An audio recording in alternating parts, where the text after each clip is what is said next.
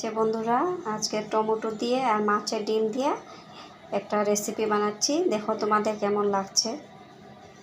এই যে কড়াইয়ে তেল দিয়ে দিচ্ছি, এখন পেঁয়াজটা দিয়ে দেবো আমি। এই যে পেঁয়াজটা দিয়ে দিচ্ছি কড়াইয়ে, এখন লাল করে ভেজে নেব পেঁয়াজটাকে। পেঁয়াজটা লাল করে ভেজে দিয়েছি, এখন টমেটোটা দিয়ে দেব।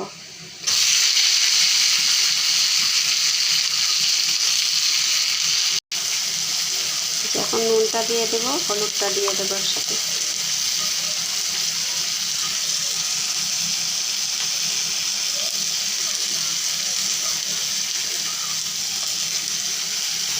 এখন অল্প সিদ্ধ হয়ে গেছে, জিরার গুঁড়া, কাঁচা লঙ্কা এগুলো সব দিয়ে দেবো একসাথে। এখন ওইটাতে মাছের ডিমগুলো দিয়ে দেবো।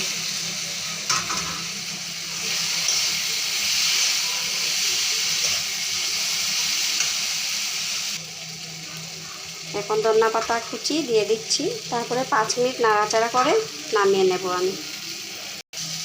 এই যে বন্ধুরা, 5 মিনিট হয়ে গেছে, এখন নামিয়ে নেব আমি।